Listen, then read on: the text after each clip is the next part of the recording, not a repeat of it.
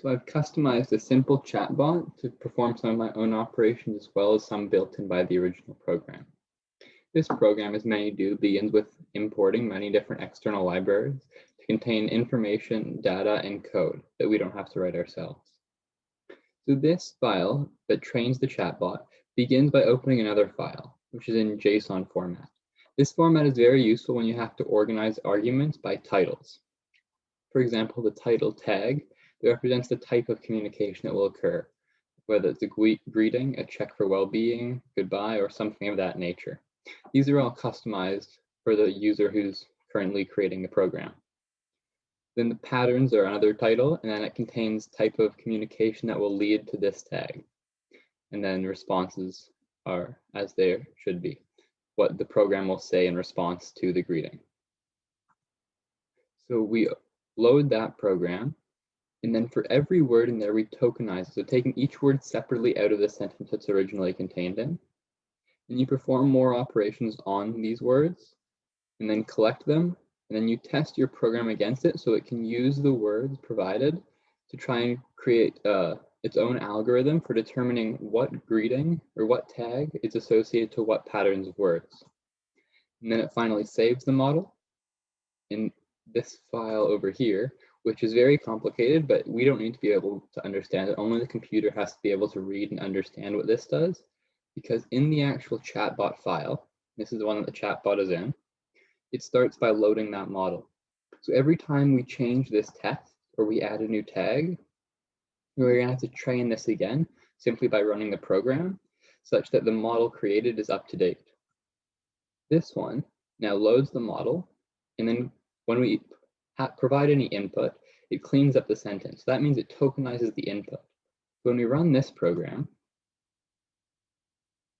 it'll just take a second to load, we're provided with this text box, and we can type any input we want in here. This doesn't have to be something that was already put in the test file. So this first method here, once we put something in, it cleans up the sentence and tokenizes every word, so separating it from the rest of the words in the sentence. There are more methods here that just organize your responses. And there's another one here called getResponse. Now this one uses what the intents you put in and provides the result that will be presented on screen. Now for this specific one here, the general case is it will receive a list of intents in decreasing order of likelihood and decreasing order of how they matched up to the code. So it will start by assigning one tag, and then it will go through the list of intents, and as these are all intents, it will go through that list. And then once the tag meets the most likely one, then the general case down here is it will randomly pick from one of the responses. That's when we type in hello. It will say something in response. But we could type in hello again, and you may get a different response because it's randomly picking from that list. And we could do something else. We have a more specific one, for example, get time. That one can't be the random choice of responses every time because it has to have customized time. So for that one, I've made a simple method which just checks the current time and returns it here. And then you append on a simple response. So when we ask here, like, what is the time?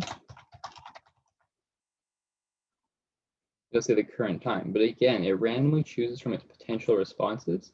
So here in get time, it will take either the time is or it is currently or one of those to respond in the box. And again, that will change each time randomly. And there are other ones like get date.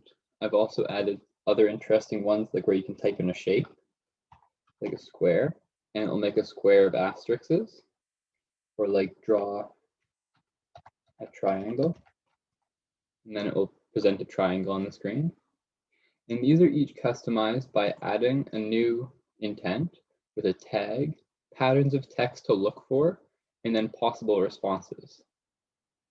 Or in the case of square or circle, the response here is nothing because in this program, when it's getting the response, it just prints off the square, which is in a method down here, which just presents a row of asterisks with new line characters in between. And this is all running in the send method.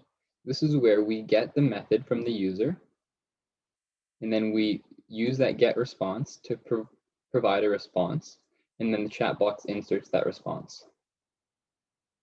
And you can customize this as much as you'd like with your own inputs.